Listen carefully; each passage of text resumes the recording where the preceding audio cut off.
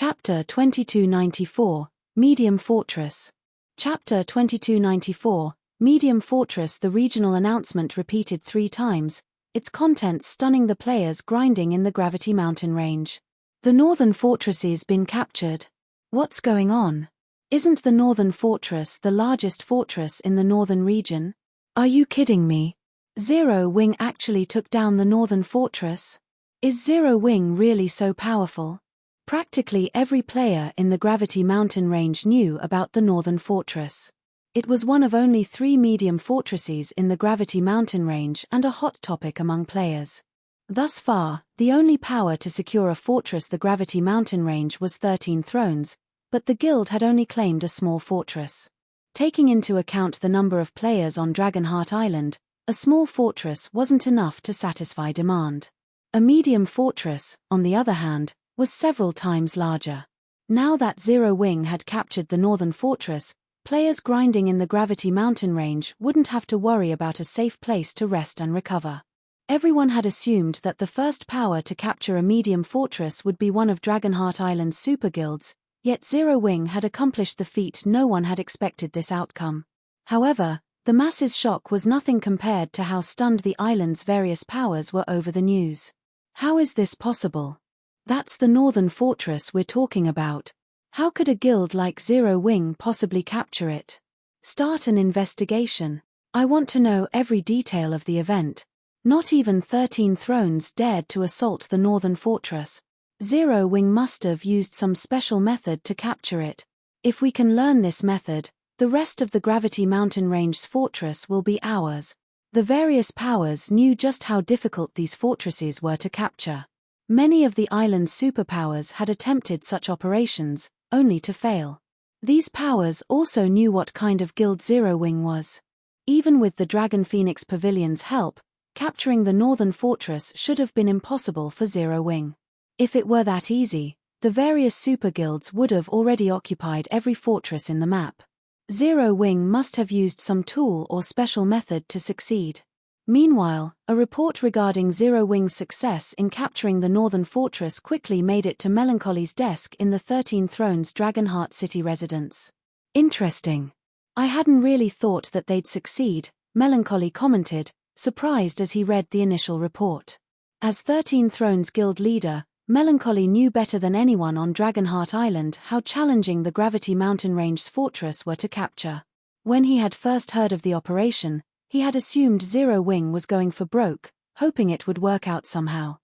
The War-Blood adventurer team was still going mad over trying to destroy the guild, after all. Guild leader, now that Zero Wing has captured the northern fortress, it will gain more influence on Dragonheart Island. Many powers will likely try to ally with the guild. Should we? Happy Art carefully asked Melancholy while eyeing Elder Wu. Elder Wu had been a strong advocate for their guild's relationship with Starlink since the superpower could be so helpful in capturing the Gravity Mountain range's fortresses. And yet, Zero Wing had successfully claimed the northern fortress, a feat that not even 13 thrones had the strength to accomplish. Naturally, a medium fortress would offer far more and better benefits than a small fortress, and the various major powers already saw Zero Wing as a tempting ally. If 13 thrones waited until other powers had allied with Zero Wing first, it would lose a significant amount of potential profit. Happy Art, you reach conclusions too quickly, the masked woman behind Elder Wu spoke up. Although Zero Wing has the northern fortress, capturing it is a lot easier than defending it, especially now that the guild has angered both Starlink and War-Blood. If we negotiate a partnership with Zero Wing, and it failed to defend the fortress, our guild will be in an awkward position. Happy Art fell silent for a moment. Other powers might not know much about the Gravity Mountain range's fortresses, but 13 Thrones was very familiar with them. It was true that defending a fortress was far harder than capturing one. 13 Thrones had gone as far as stationing a large number of experts in the fortress long-term to protect it from periodic monster attacks, even utilizing a few of the guild's trump cards. Needless to say, even stronger monsters would assault a medium fortress. If Zero Wing couldn't protect the northern fortress during one of these monster attacks, the consequences would be dire. That kid has exceeded my expectations, but we should see if Zero Wing can defend the fortress before we make a decision, Elder Wu said. It won't be too late to negotiate a partnership once Zero Wing proves that it can hold the northern fortress. Elder Wu then stood and left the room. He didn't linger in the guild leader's office any longer. While Dragonheart Island's various superpowers discussed Zero Wing's success, Shifeng and his team were busy clearing the undead mobs out of the northern fortress. Capturing a monster-infested fortress wasn't the same as capturing a monster-infested town. Once a town's guardian boss was defeated, the remaining monsters would flee and disappear. However, in monster-invested fortresses, players had to kill the remaining monsters after defeating the guardian boss and claiming the fortress. Fortunately, once the monsters were dead, they wouldn't respawn. Guild leader Blackflame, we should have these undead mobs taken care of in a few more hours, Phoenix Rain reported. Worriedly, she continued, however, according to the information I've recently received, War Blood and Nine Dragons Emperor can no longer sit still. Not only have they locked down the Gravity Mountain range, but they've also begun to gather forces to capture the Northern Canyon's Rocknest Fortress. Although the Northern Fortress was the largest in the Gravity Mountain range's northern region, its location was remote. In reality, the Northern Fortress wasn't that attractive to players. Fortunately, there weren't encarrot areas for players in the Gravity Mountain range, excluding 13 Thrones' small fortress. Players would have no choice but to visit the Northern Fortress, regardless of how remote it was. Read latest chapters at Wuxia World. EU. However, if another fortress in the northern region were captured, that situation would change, especially if it were the Rocknest Fortress. The Northern Canyon, where the Rocknest Fortress was located, was the sole path leading to the Gravity Mountain range's northern region. If War Blood captured it, it would severely affect the Northern Fortress's popularity. They have the right idea. We've just captured the Northern Fortress and still need some time to clean it up. If they can stop the flow of players and resources from reaching our fortress, they'll weaken the Northern Fortress's development speed. We might not even survive the first wave of monsters, Shifeng said, chuckling. Unfortunately, they don't know what it means to own a medium fortress. After his comment, Shifeng approached one of the destroyed defensive magic towers. There was a strict divide between the Gravity Mountain range's fortresses. A medium fortress wasn't just larger than a small fortress, it also had defensive magic towers. These towers were the main reason why medium fortresses had a qualitative advantage over small fortresses. Chapter 2295, Peak Construction. Chapter 2295, Peak Construction. As he stepped into one of the dilapidated defensive magic towers, Shifeng used the fortress management token he had obtained to call up the four towers combined system interface. Sure enough, repairing the towers will cost a ton. Shifeng was astonished when he saw the repair cost for the four towers. If he wished to repair all four defensive magic towers, he would have to pay a total of 320,000 magic crystals and 120 units of 7 luminaries crystals. Zero Wing could afford the 320,000 magic crystals. After all, the guild had full control of a manatite vein and an attributed ore vein. It earned more magic crystals than an ordinary superpower. Unfortunately, the 7 luminaries crystals weren't as common. Although 7 luminaries crystals dropped in certain team dungeons and maps, the drop rate was painfully low. Even now, Zero Wing had barely saved up 200 units. He would have to part with more than half of Zero Wing's stock if he wanted to repair all four defensive magic towers. In the end, however, Shifeng gritted his teeth and accepted the cost. Only medium fortresses and larger had the privilege of using defensive magic towers, and these towers were not limited to creating a defensive magic array to protect the fortress from invaders. They could also gather and concentrate the fortress's mana, as well as act as a teleportation point. Players couldn't rely on return scrolls or guild transfer scrolls to return to a rest area while in the World Tower. They'd have to rely on their own feet to travel back and forth. Of course, players could rely on land or flying mounts, but this was a lot more difficult than using a return scroll. Players would have to conserve some of their stamina for the return trip, which limited how long they could grind. Meanwhile, the defensive magic towers could nullify some of the World Tower's suppression, and players could connect return scrolls to the tower's teleportation point. This way, players could teleport to the defensive magic towers freely. Although the defensive magic towers were only effective on their own floor, meaning that players couldn't teleport to the fortress after descending to the next underground floor, these towers had been immensely popular during Shifeng's previous life. Every floor in the World Tower was massive, and traveling across them was inconvenient. Because of the defensive magic towers, the World Tower's medium fortresses could make more profit than their smaller counterparts. Aside from profiting from visiting players, medium towers could also earn money from NPCs through the defensive magic towers. These towers significantly increased a fortress's defensive value, and NPC merchants, who disliked risk, would only visit fortresses with a high enough defensive value. Naturally, there was a massive difference between player-generated profit and profit earned from NPC merchants.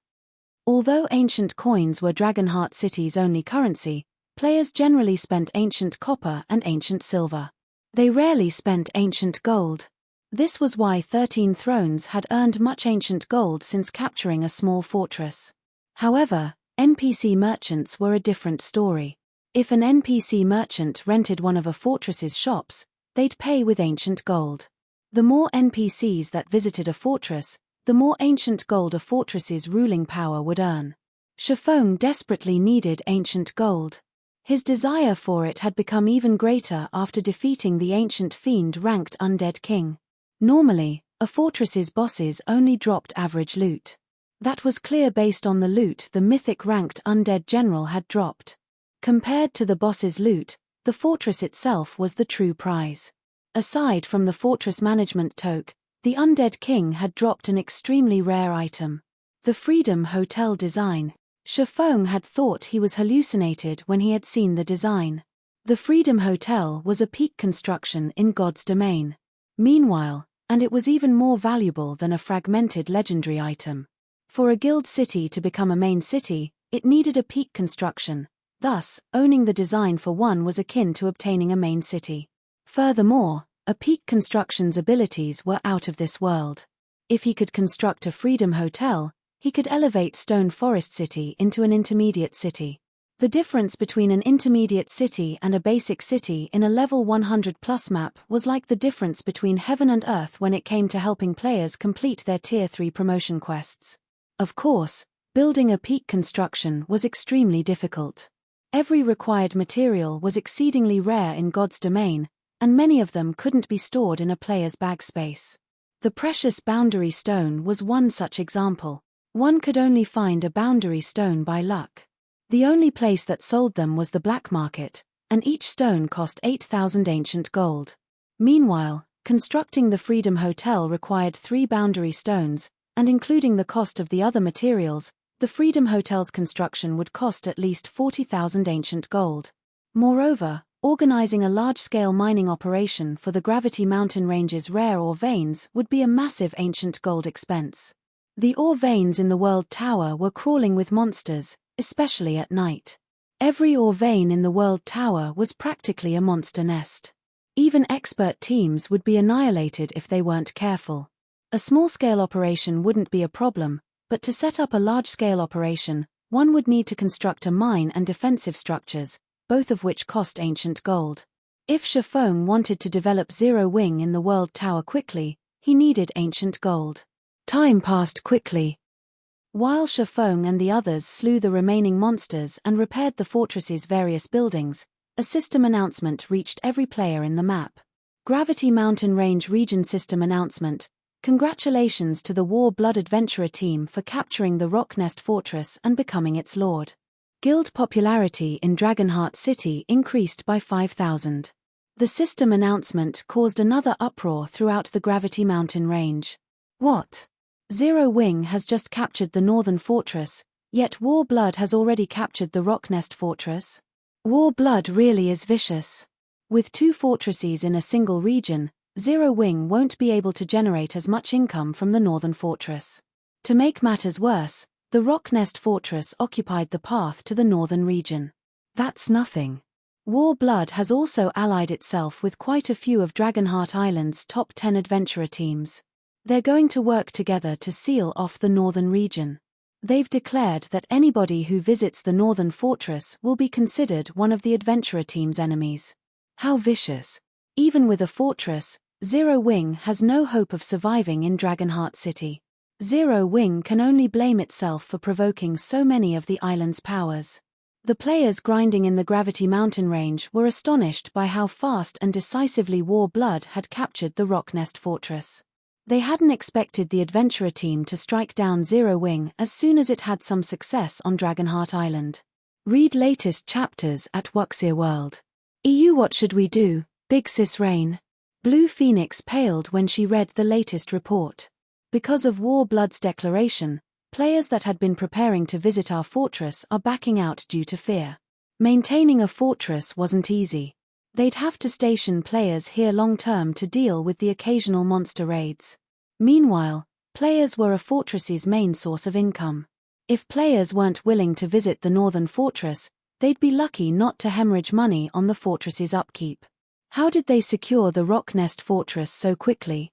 Phoenix Rain's expression darkened when she heard the news. Although she had known that War Blood planned to capture the fortress, she hadn't thought that it would succeed so soon. Why don't we go teach them a lesson? Guild leader Aqua Rose suggested in a chilly tone after reading about War Blood's threat. Forget it. Their fortress is under a 3-day protection period.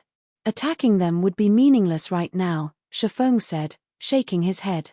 Chuckling, he continued, however, since they want to play, we'll play. Spread the word that whoever visits the Rocknest Fortress will be declaring Zero Wing an enemy. None of them will be allowed through the northern fortress's gates. Chapter 2296, Fortress Opens.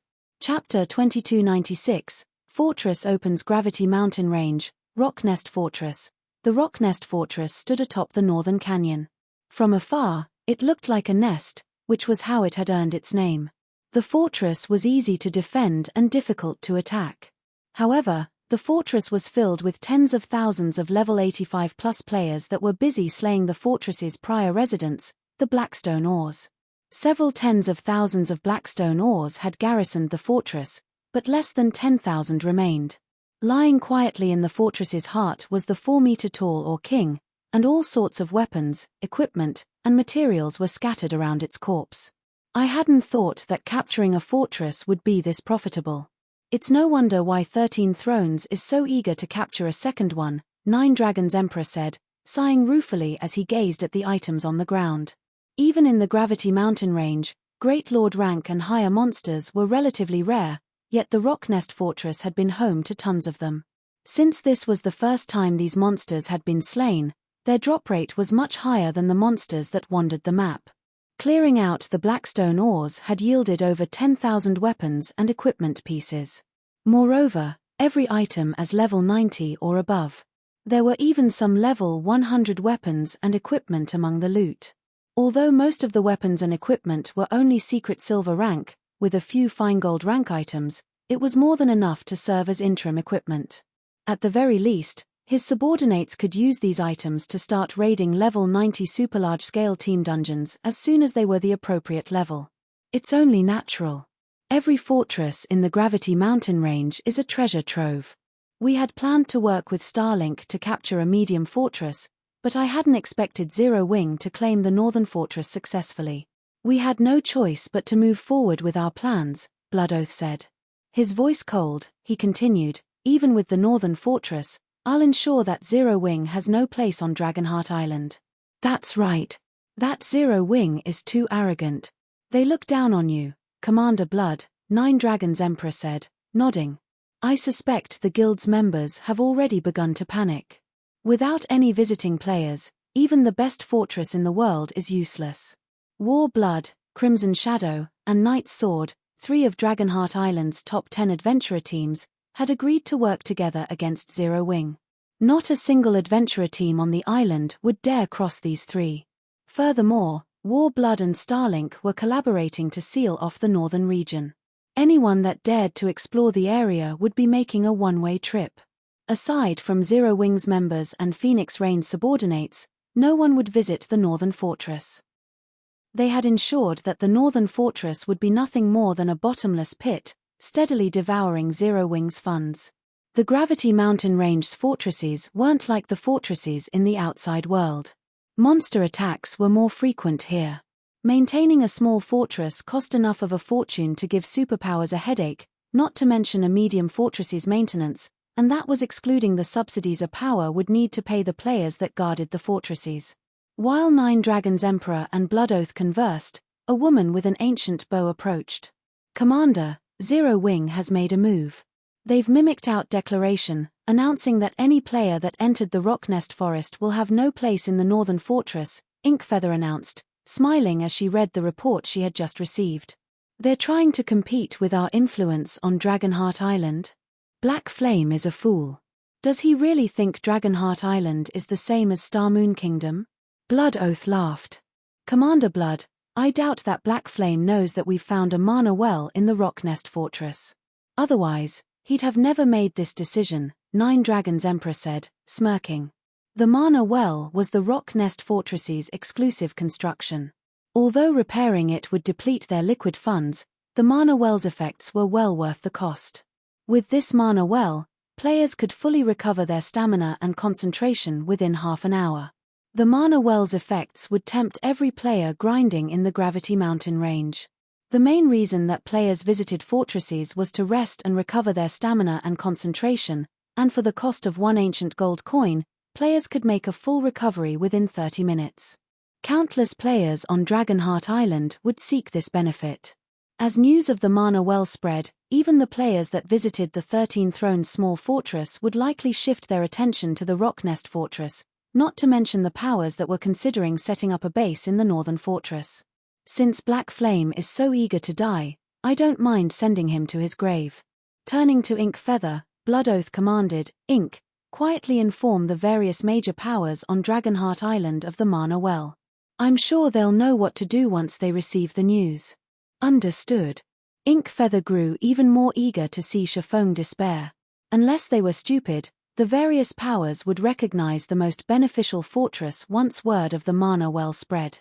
Meanwhile, in 13 Thrones residence in Dragonheart City, Zero Wing thinks that it can suppress war blood just because it has captured a medium fortress. The guild still isn't aware of how foolish it's being, Elder Wu, who rested in his office, said as he read the report his subordinate had sent. Have Lu Xingluo pay me a visit. Tell him that it's about capturing a medium fortress." "Understood." The masked woman named 1,000 Lives smiled and nodded. In her opinion, Zero Wing was extremely foolish. The guild simply didn't realize how powerful Superpow's foundations were. Elsewhere, in the Gravity Mountain Range's northern fortress, while Phoenix Rain organized the fortress's repairs, Chiffon concentrated on restoring the defensive magic tower's magic arrays. The magic crystals and 7 luminaries crystals he had spent to repair the towers only repaired the core crystals. It was barely enough to activate the towers. To restore the defensive magic towers to full power, players needed to repair the magic arrays and magic circuits within the towers. However, this wasn't an easy task. It required an advanced magician at the very least, and the work was intensively time-consuming.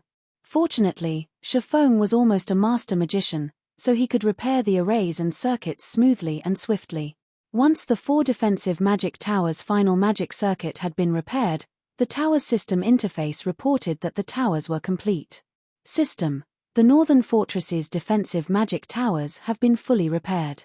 It will cost 8,000 magic crystals to activate them and 6,000 magic crystals per day to maintain them. Do you wish to activate the defensive magic towers? Running at 100% efficiency is certainly expensive. Chiffon was a little astonished when he read the system notification.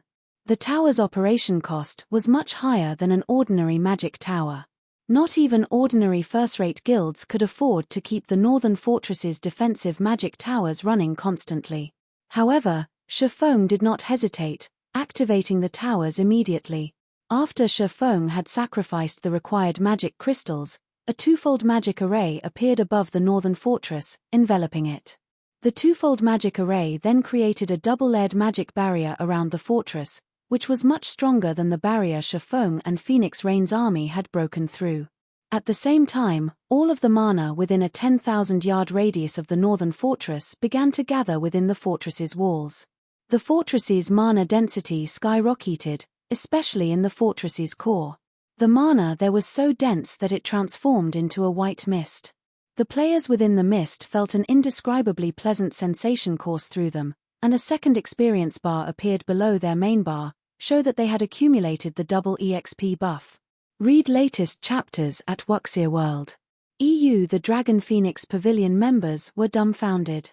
Aqua, how are the fortress's repairs coming along? Shifeng asked after contacting Aqua Rose. We're 60% done. According to your instructions, we've prioritized hotels and accommodations, so they're ready now, Aqua Rose reported. Good. In that case, we can open the fortress to the public, Shifeng said, smiling. He then called up the Northern Fortress's system interface and did just that. Chapter 2297, Heading to the Northern Fortress. Chapter 2297, Heading to the Northern Fortress. After Shifeng opened the Northern Fortress to the public, the Dragon Phoenix Pavilions and Zero Wings members quickly disseminated news of this throughout the Gravity Mountain Range and Dragonheart City. Zero Wing opened the Northern Fortress so quickly. Zero Wing is probably trying to snag some advantages. However, now that War Blood has made that kind of threat, who would dare visit the Northern Fortress? The various adventurer teams in the Gravity Mountain Range shook their heads and sighed at this piece of news. The small fortress 13 Thrones captured was hardly enough to accommodate the players operating in the Gravity Mountain Range. Hence, the capture of the Northern Fortress was naturally good news. However, War Blood had already stated that whoever dared visit the Northern Fortress would become its enemy. The various adventurer teams with weak foundations did not dare provoke the War Blood adventurer team at all. Meanwhile, over at the Rocknest Fortress, War Blood and Nine Dragons Emperor had also received news of the Northern Fortress's opening. Commander Blood, it seems Zero Wing is really anxious. Instead of properly making use of the fortress's 3-day protection period, it actually opened the fortress so quickly. With this, before we can even take action, the Northern Fortress will most likely fall to the monster tides first. This situation elated Nine Dragons Emperor. The various superpowers operating on Dragonheart Island all knew that defending a fortress in the Gravity Mountain Range, especially against the first monster tide a fortress would face, was much more difficult than capturing one. Hence, the wisest decision was to utilize every second of the 3-day protection period after a fortress's conquest to enhance the fortress's defenses as much as possible. Now, however, just 1 day after seizing the Northern Fortress, Zero Wing had taken the initiative to lift the protection mechanism and open the Northern Fortress to the public. Since the Rocknest Fortress had yet to open, such an action would indeed attract some players to the Northern Fortress. However, the monster tide at the Northern Fortress would not weaken just because the guild didn't take full advantage of the protection mechanism. Zero Wing is indeed quick. Unfortunately for it, I won't leave it with even the slightest shred of hope, Blood Oath said coldly. Spread the news that we'll be opening Rocknest Fortress tomorrow. We'll thoroughly eliminate the various adventurer teams and guilds' thoughts of moving to the Northern Fortress. Upon hearing Blood Oath's words, Nine Dragons Emperor was surprised. He never thought that Blood Oath would be so vicious as to give Zero Wing no opportunities whatsoever. In reality, although opening the Northern Fortress so soon was very risky, Zero Wing's decision was still a considerably effective move. After all, the number of players grinding in the Gravity Mountain Range increased with each passing day. 13 Thrones' small fortress couldn't satisfy the needs of all of these players by itself. Hence, despite War Blood's influence and deterrence, some adventurer teams and guilds would still rest in the Northern Fortress.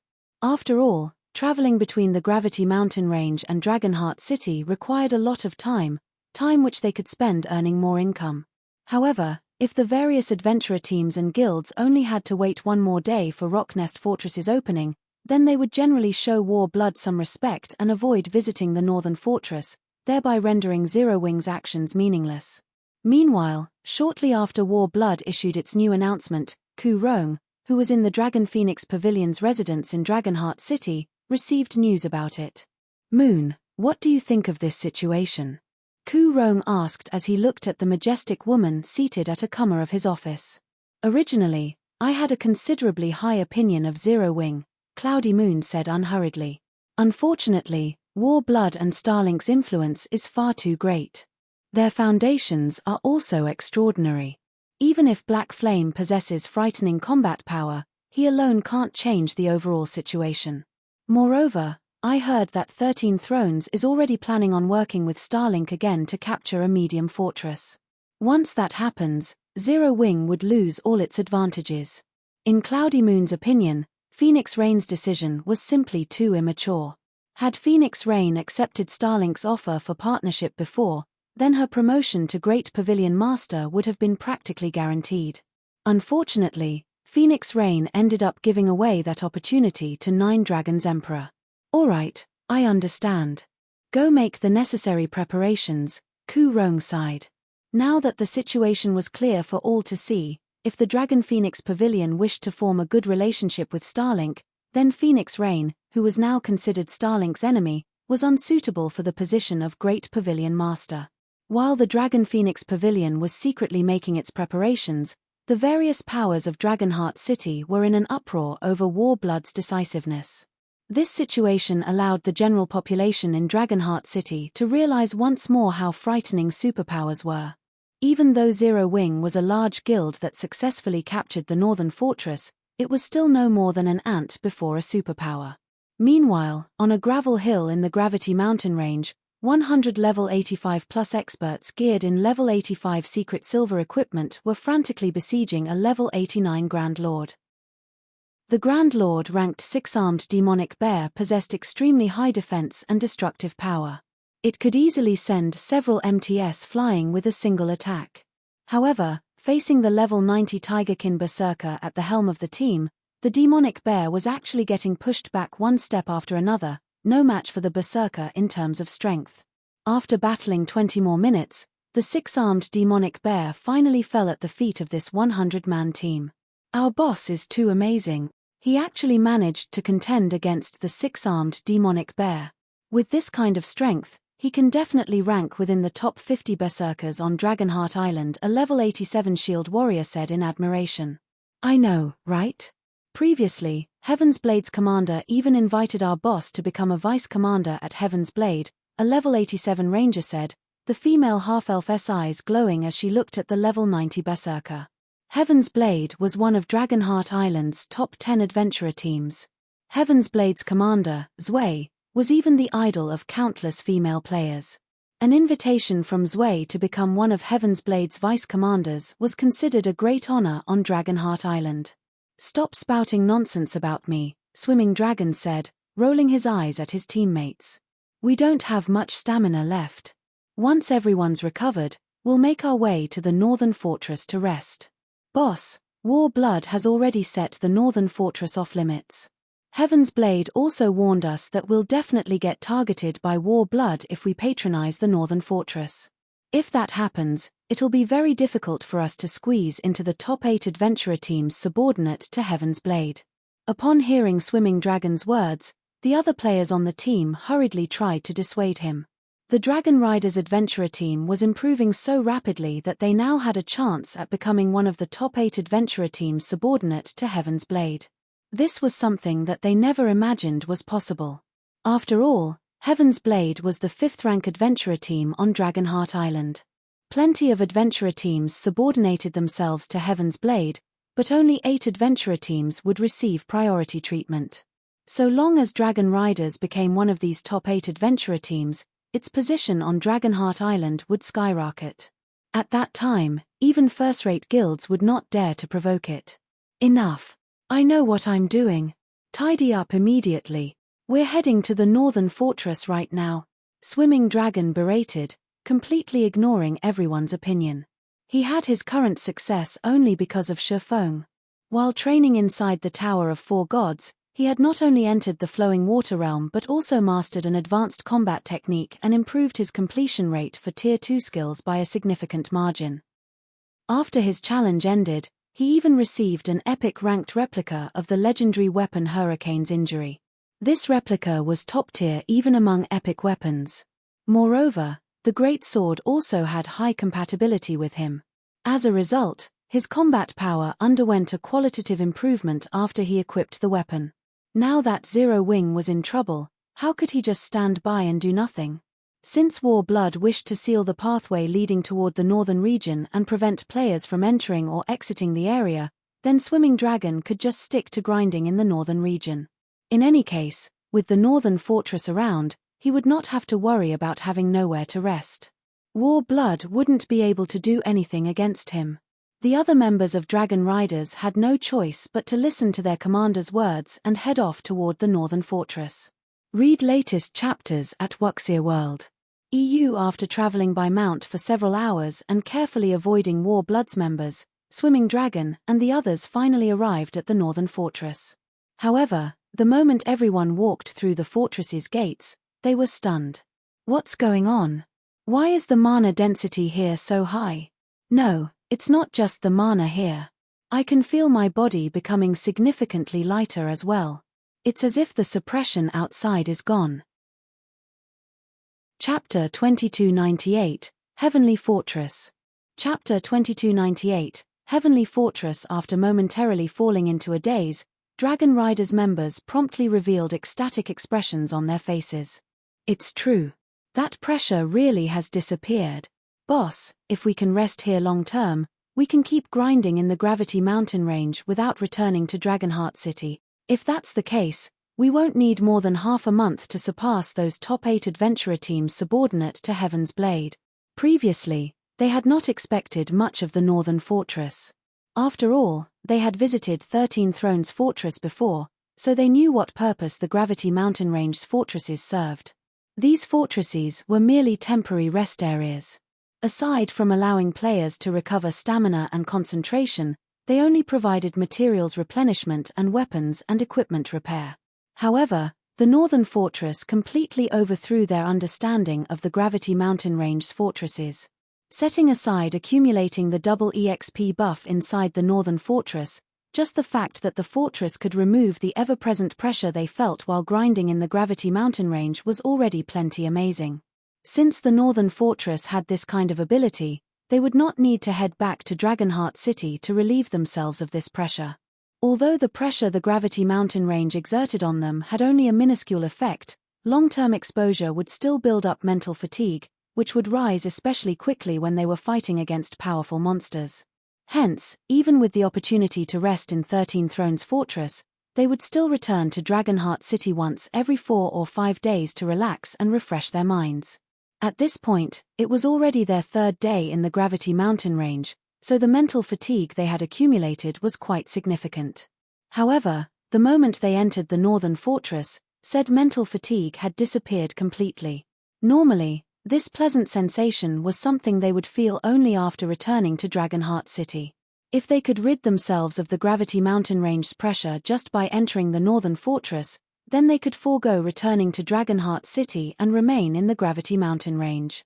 With this, they could save plenty on the travel time between the World Tower and Dragonheart City, thereby increasing their leveling speed and resource acquisition rate. In this situation, Swimming Dragon could not help being overjoyed. The Northern Fortress's benefits might not seem like much, but with persistence, a drop of water could wear out even a stone. With the help of the Northern Fortress's ability, the Dragon Riders adventurer team could slowly pull ahead of Dragonheart City's adventurer teams. Surpassing the top 8 adventurer teams subordinate to Heaven's Blade would also be a piece of cake. During the time Dragon Riders members were strolling about, enjoying the Northern Fortress's pressure-free environment, a gasp suddenly appeared in the team chat. "Boss, come over here, quickly.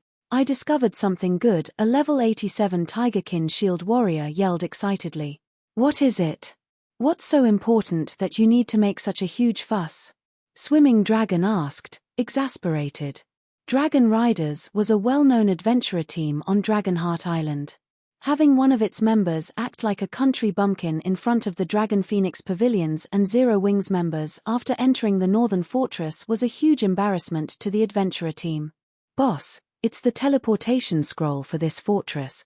Return scrolls for the Northern Fortress are available at the defensive magic towers," the Tigerkin Shield warrior replied. "What? Return scrolls?" Swimming Dragon's breathing momentarily grew heavier. Return scrolls for locations in the outside world were unusable inside the World Tower.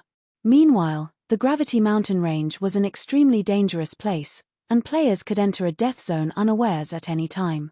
Players might be able to escape momentarily using instantaneous transfer scrolls, but without the help of a return scroll, they would still encounter countless perils on their way back to safety. If players could utilize return scrolls inside the Gravity Mountain range, they would no longer have to be afraid of exploring unknown and dangerous regions. Moreover, with return scrolls, players would no longer have to conserve their stamina and concentration to walk back to the nearest rest area, increasing their range of operations drastically. Buy them. Buy them all, quickly. It doesn't matter even if they cost 1 ancient gold each.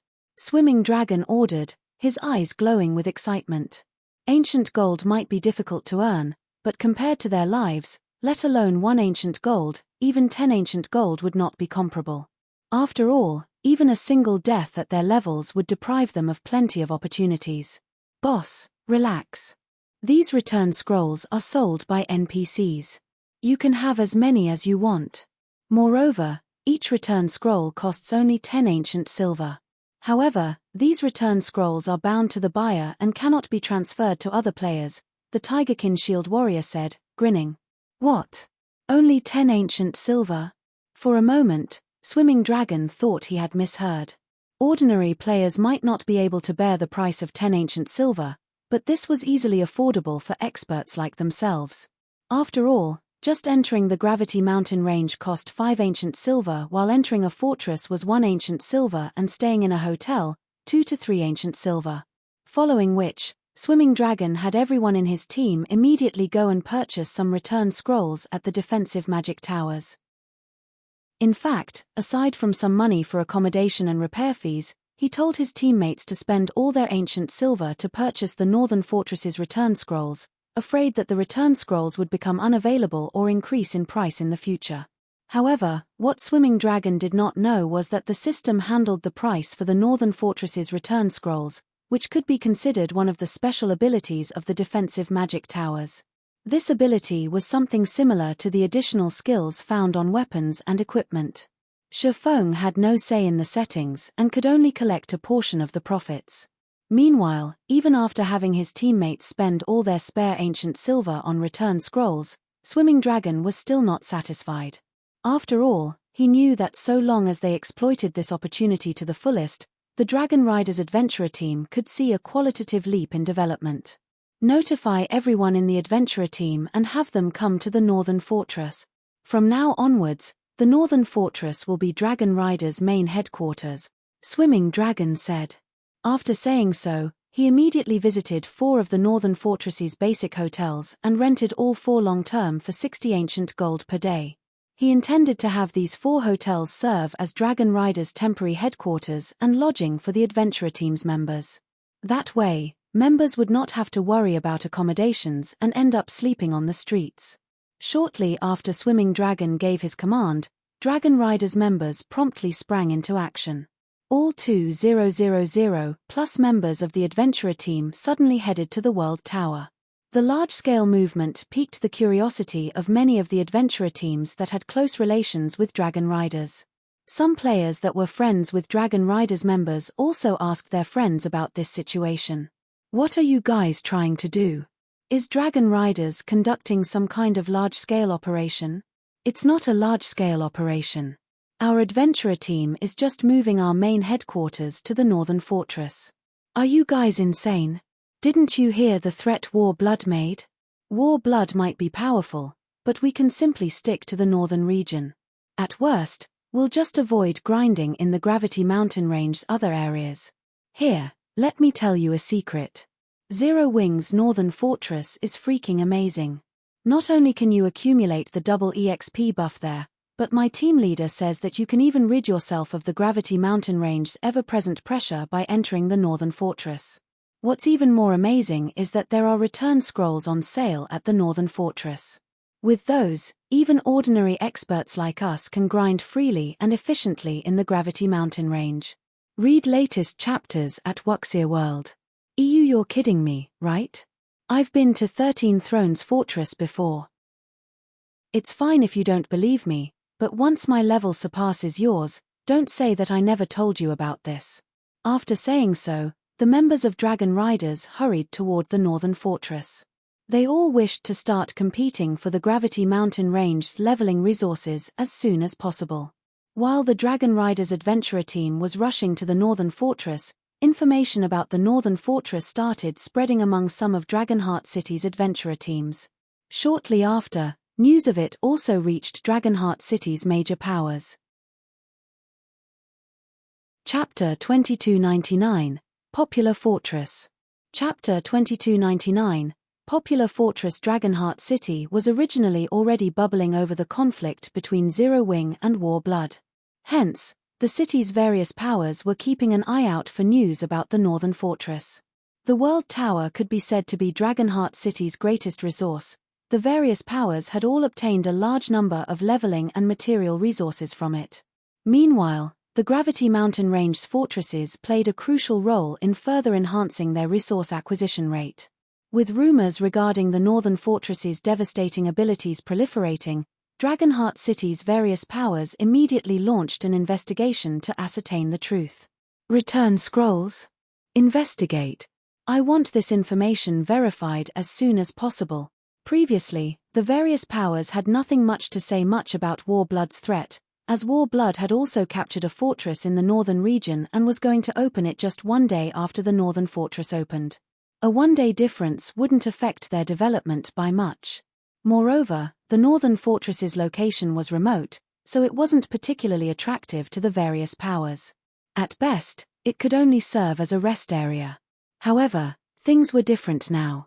The northern fortress's return scroll would be a game-changer in the Gravity Mountain Range.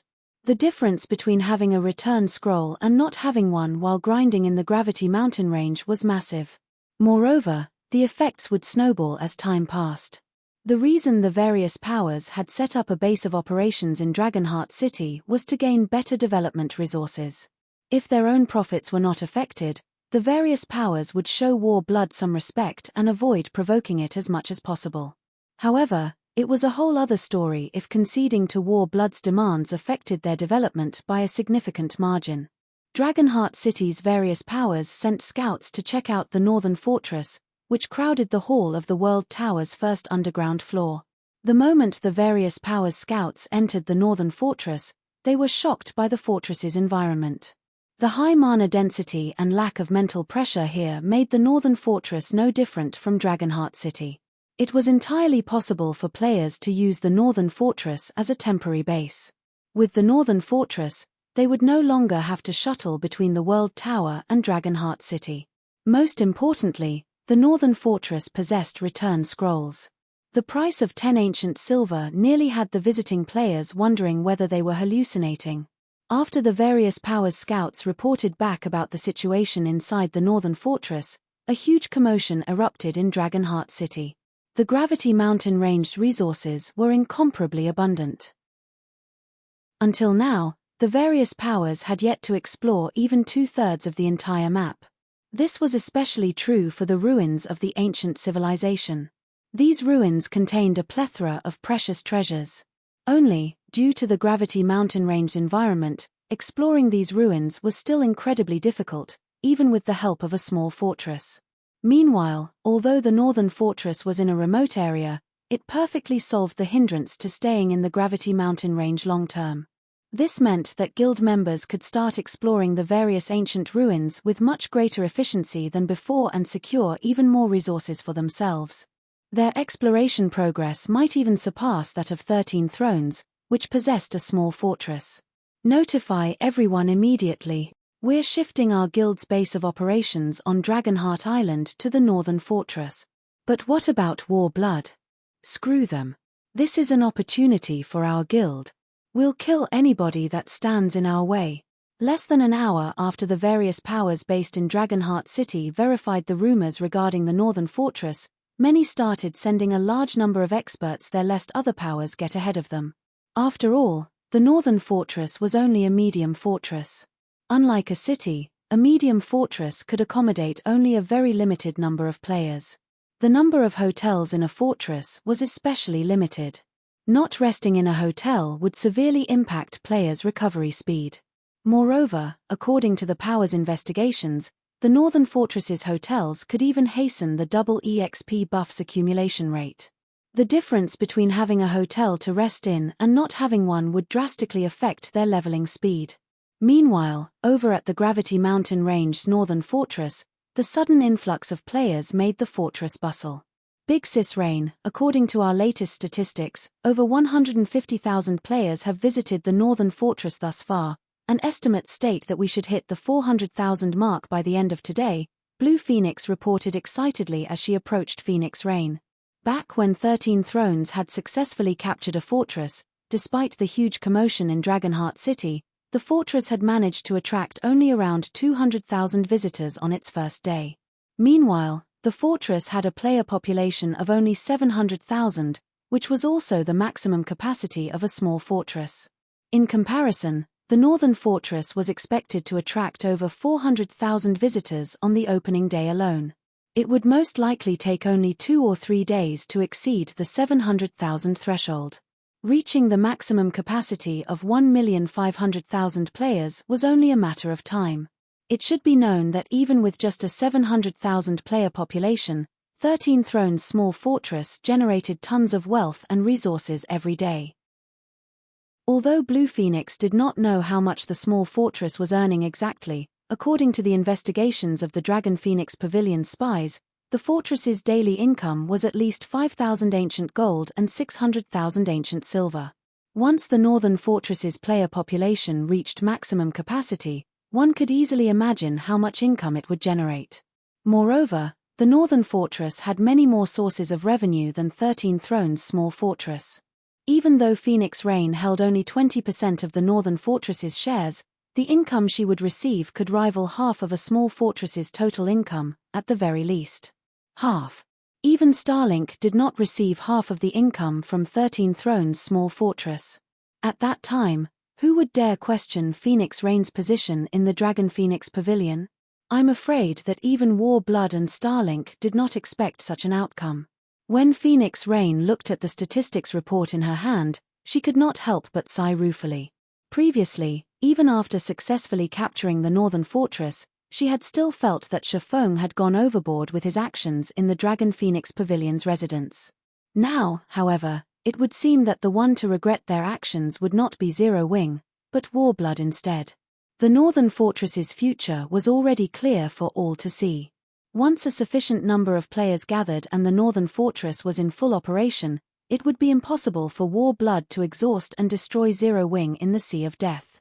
After all, the disparity in the incomes of the two sides would be simply too massive. Aside from Phoenix Rain, Dragonheart City's various superpowers were entertaining such thoughts as well. Although Warblood had captured the Rocknest Fortress, the difference between that and the Northern Fortress was far too massive. With this, Warblood had backed itself into a corner. After all, Warblood had previously declared that it would ban all those who entered the Northern Fortress from the Rocknest Fortress.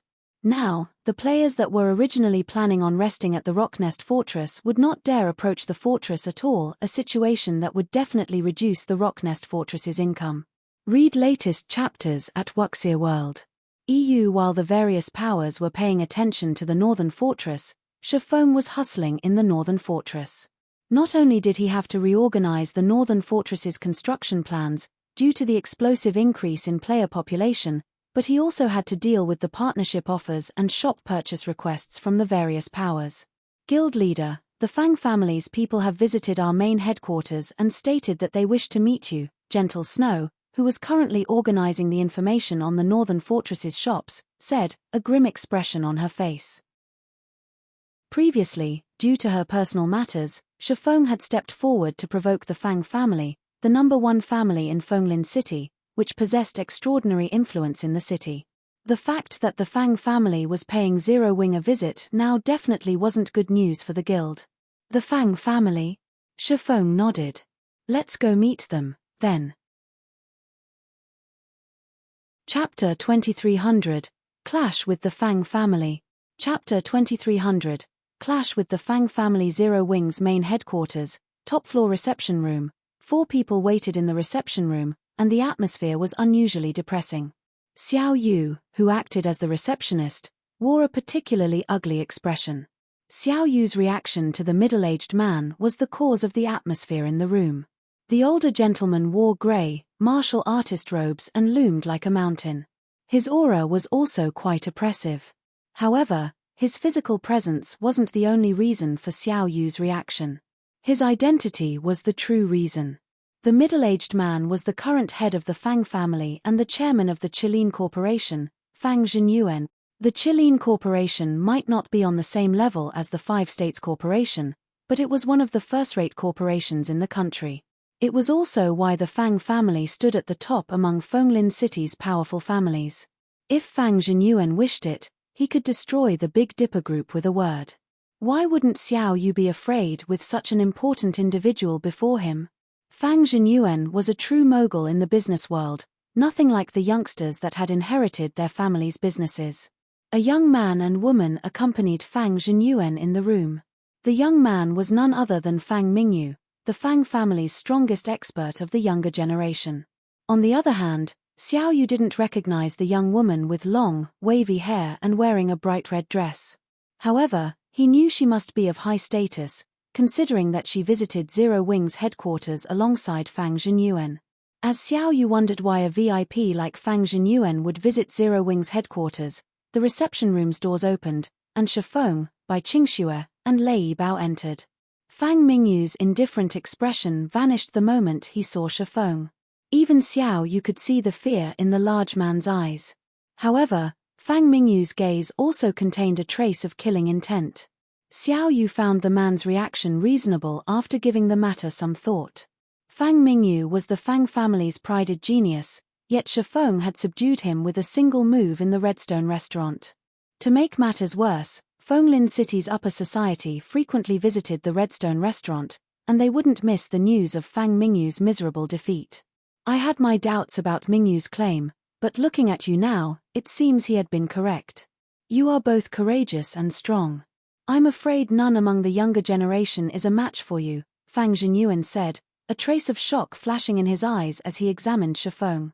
Gentle Snow, who had already been worried about this visit, began to panic when she saw Fang Zhenyuan.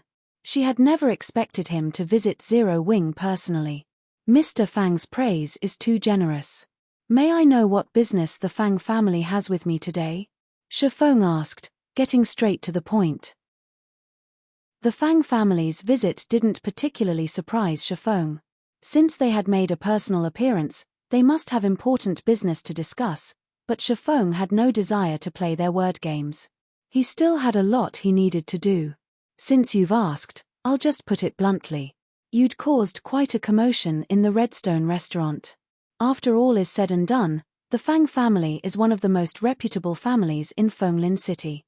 If we don't take act, how do you think the other families will view ours? Fang Zhenyuan peacefully explained.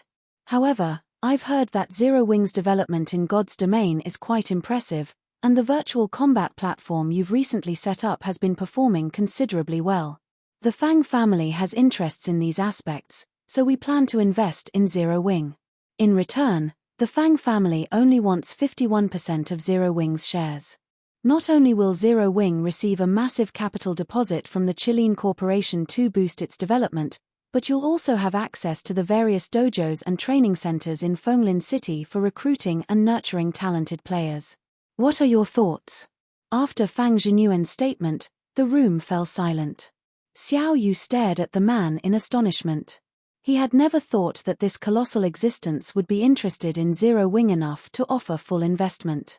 Although many guilds in God's domain were supported by major corporations, that support was limited. No corporation would invest so much in a single guild. If Zero Wing had the Qilin Corporation's full support, both Zero Wing and the Heaven's Rumble Training Center's development speed would undergo a qualitative transformation. However, Fang Zhenyuan's demand for 51% of the organization's shares would set him up as Zero Wing's owner. Gentle Snow paled instantly. She hadn't expected the Fang family's appetite to be this large. This is the friendliest threat I've ever heard, Shifeng said, chuckling. To put it simply, Fang Zhenyuan wanted to become Zero Wing's majority shareholder in exchange for letting the previous insult slide. Do you intend to make an enemy of the Fang family? Fang Zhenyuan asked, frowning. Coldly, he continued, or do you think that you can lead Zero Wing and Heaven's Rumble against the Fang family with your martial prowess alone? As Fang Zhenyuan's tone chilled, the intensity of his aura spiked. The room grew heated as if a volcano had begun to erupt. A neutralizing Grandmaster, Lei Bao exclaimed from behind Shifeng, stunned by the revelation. Although Lei Bao had felt substantial pressure from Fang Zhenyuan and knew this man was no ordinary person, he hadn't expected the head of the Fang family to be a neutralizing Grandmaster. It was impressive enough for one family to nurture a single neutralizing Grandmaster. A family could prosper for an entire century with just one such individual. The Fang family only enjoyed its current status today due to Old Man Fang, Fang Zhenyuan's father. And yet, Fang Zhenyuan exposed the fact that he was also a neutralizing Grandmaster, which meant the Fang family had two such individuals. When Xiao Yu heard Lei Bao's statement, he was just as stunned.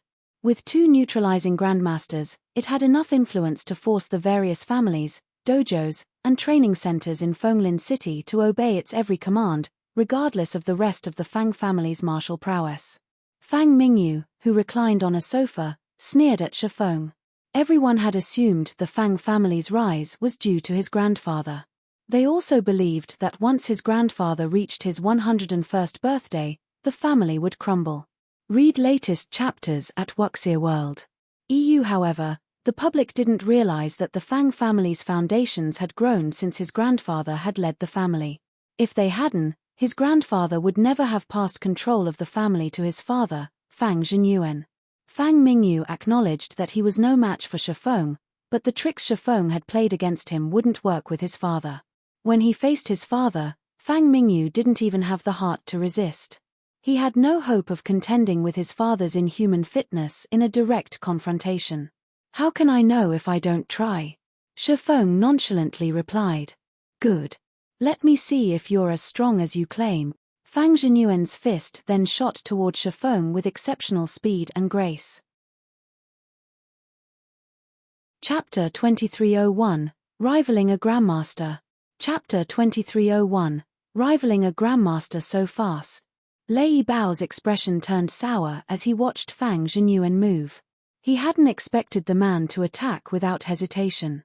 Fang Zhenyuan had none of the magnanimity of a martial arts grandmaster.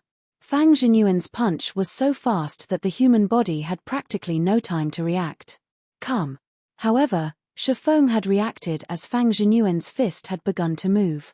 Neutralizing Grandmaster's mental processing speed was far faster than an ordinary human's. Their sensitivity to danger was easily 10 times sharper than an ordinary person's, as well.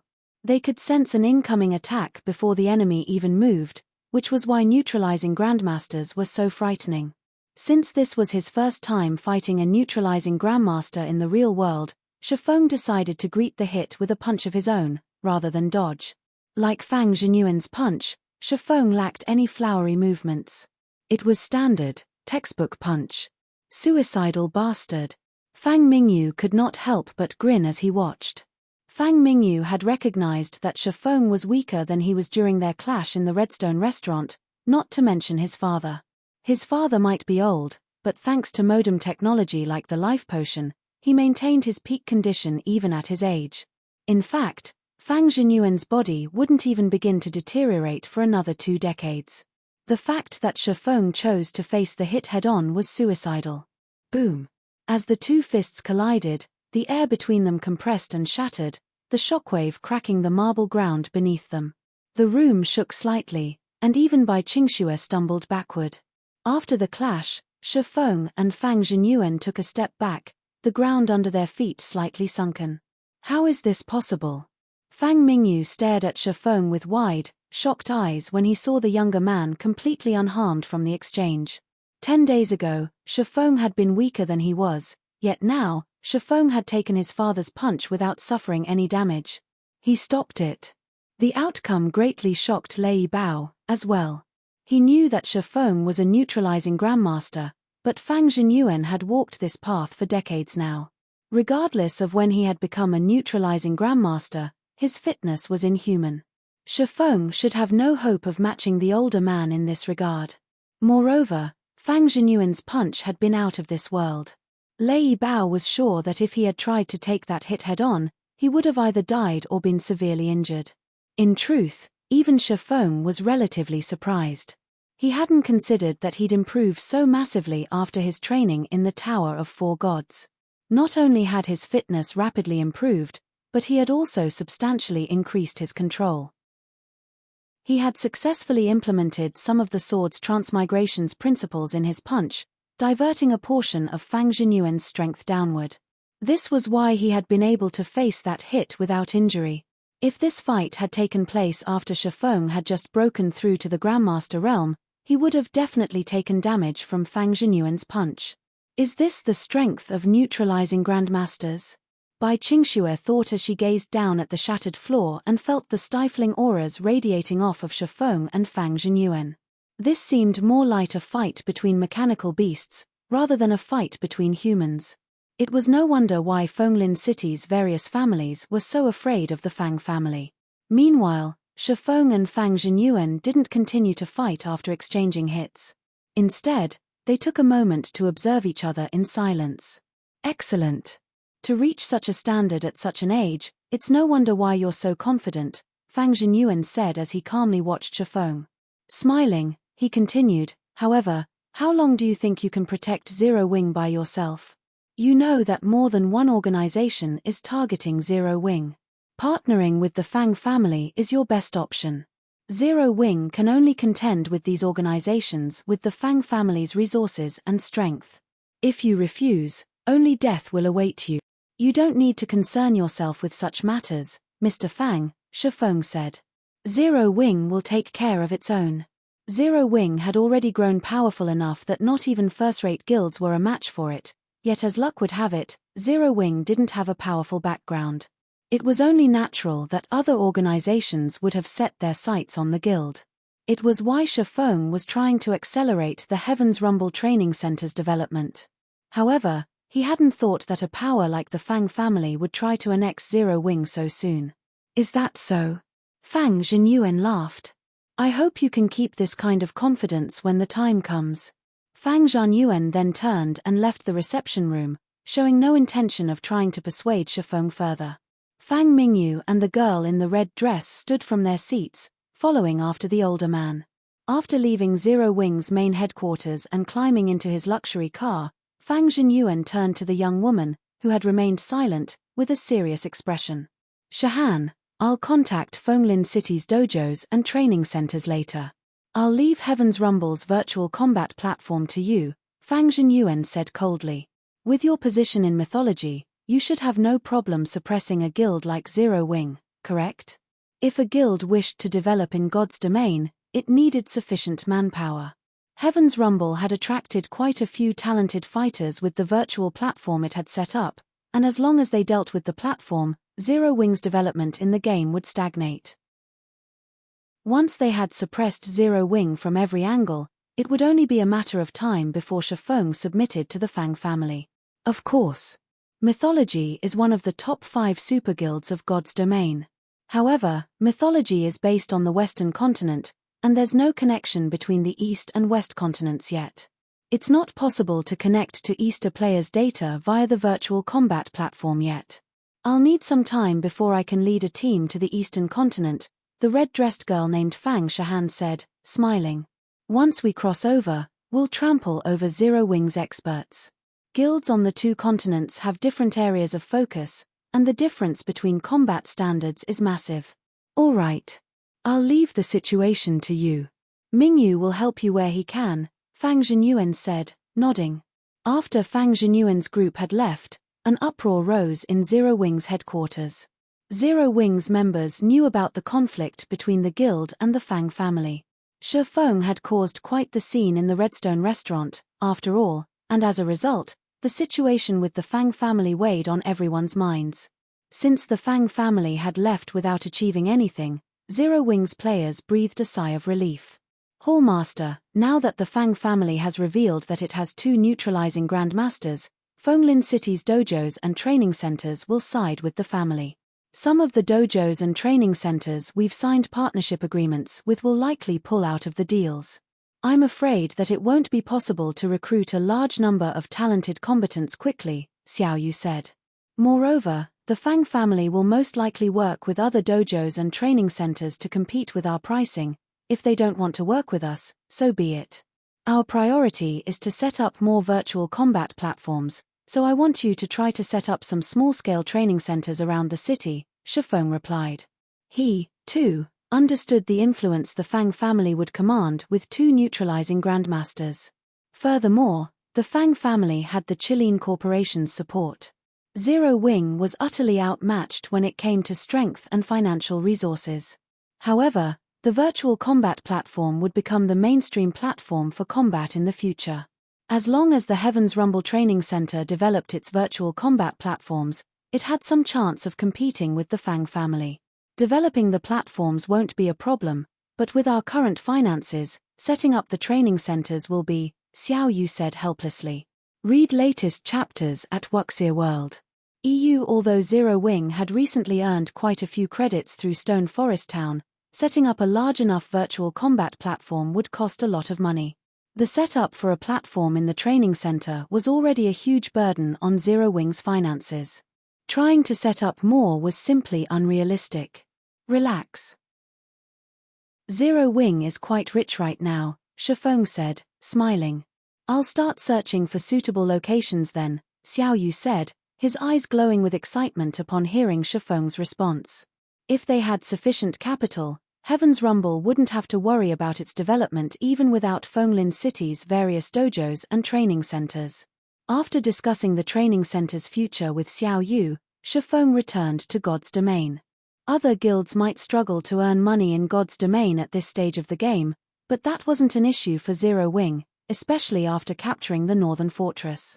After all, the Gravity Mountain Range was becoming a hub for various wealthy powers. Chapter 2302, Renting Shops. Chapter 2302, Renting Shops. Gravity Mountain Range, Northern Fortress. As soon as Shifeng came online, he was greeted by the sight of a very busy street. As he walked through the city streets, he saw large groups of guild players running toward the fortress's hotels, reserving all of the rooms and turning them into temporary residences for their guilds. At this point, the Northern Fortress was just as prosperous as an ordinary city. Shifeng could already tell that the Northern Fortress would become the center of attention in the Gravity Mountain Range. Meanwhile, independent players crowded outside of Zero Wing's residence, eager to apply to join the guild. They all wanted to take advantage of the benefits the guild's residence offered, and because of this, Blackie and the others were swamped with work. Guild leader, you're back. When Aqua Rose, who was busy organizing documents in the guild leader's office, noticed Shifeng enter the room, she worriedly asked, how did the matter with the Fang family go? Although she wasn't in Fenglin City, she was aware of the Fang family's position there. Zero Wing had just established itself in Fenglin City, and if the Fang family decided to target the guild, it would affect Zero Wing's in-game development and in the real world, especially now that the various guilds understood the importance of dojos and training centers. Many large guilds in God's Domain had already partnered with dojos and training centers by this point, with some guilds even opening their own. With a dojo or training center, not only could they nurture their own talented individuals, but they could also recruit new players to bolster their strength. With the country's various training centers and dojos allying themselves with God's Domain's large guilds, Zero Wing would have a difficult time establishing itself in new cities. Hence, Zero Wing would have to rely on the Heaven's Rumble Training Center in Fenglin City to pump new blood into the guild. Everything's fine. Negotiations to purchase Zero Wing simply broke down, Shifeng said, waving his hand. Isn't that really bad? Shifeng's nonchalant attitude exasperated Aqua Rose. The Fang family owns the Qilin Corporation and is based in Fenglin City. The Fang family won't have any trouble targeting us. All it would need to do is contact Fenglin City's dojos and training centers and instruct them to compete with our prices. If that happens, nobody will visit the Heaven's Rumble Training Center. The Heaven's Rumble Training Center was Zero Wing's main source of new, talented players right now.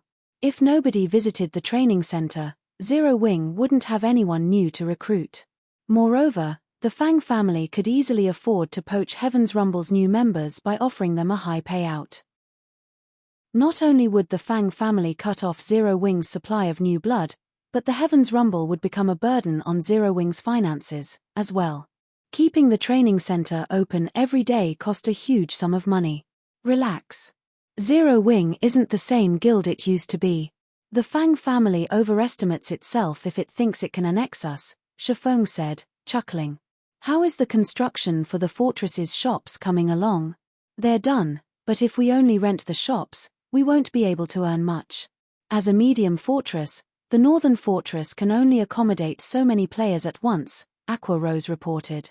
Very few powers visiting the fortress have expressed any interest in the shops. Most people are asking to rent the hotels long-term, instead. The various major powers were typically quite interested in obtaining shops, but only if there was enough traffic. It would likely be quite difficult to rent the fortress's shops for a high price with the Northern Fortress's maximum player population. Furthermore, the number of shops in the fortress couldn't compare to those in a guild city. Based on God's domain settings, fortresses could only house a limited number of shops. A small fortress only had room for 100 shops, while a medium fortress could contain 240 shops. In comparison, a basic city could easily hold more than 1,000 shops. As long as they're done, I'm satisfied, Shifeng said, chuckling. See to the necessary preparations and announce that the Northern Fortress will begin to lease its shops. The bid for each shop will start at 5 million credits per month, and will only lease 200 shops in total. First come, first served. Guild leader, you. Aqua Rose stared at Shifeng as if he had gone mad. If they couldn't even lease Zero Wing City's shops for 5 million credit per month, how were they supposed to rent those in the Northern Fortress, which had less than 500,000 players right now? And Shifeng's high price was only the starting bid. Just get it done. When the time comes, you'll understand, Shifeng said, not bothering to explain further. Fortresses in neutral maps were far more profitable than guild cities in God's domain. Guild towns and cities couldn't be constructed in many neutral maps due to their environments, and players would have to rely on fortresses to rest. Most of God's domain's players were also independent players, and when they obtained items they didn't need, they almost always sold them in their favored rest areas. Naturally, shops were the best platform for guilds to purchase and store these items, especially the items that couldn't be stored in one's bag space. Aside from purchasing and storing materials and items, neutral fortresses' shops had a hidden benefit. They could conduct transactions with wandering merchant NPCs and purchase specialty items. Wandering merchants would visit a neutral fortress as long as it had enough security, and these NPCs conducted business with individual players and shops. However, wandering merchants would only offer to sell their specialty items to shops. One such specialty item was the Advanced Wanderer's Camp. With this item, a team could set up a temporary resting area in a neutral map. Although each Advanced Wanderer's Camp could only be used 3 times, and each use had a 1-day duration, it would help a team fully recover their stamina and concentration without cutting their exploration short to return to a city or fortress. The Advanced Wanderer's Camp was an absolute treasure to exploration teams. Sometimes, if players were lucky, they would even encounter wandering merchants that were interested in selling super rare mini mobile camp. Unlike the Advanced Wanderer's Camp, the mini mobile camp was permanent. It could only accommodate 100 players at a time, but a team could use it indefinitely. It only cost a few magic crystals for each activation. Read latest chapters at Wuxia World.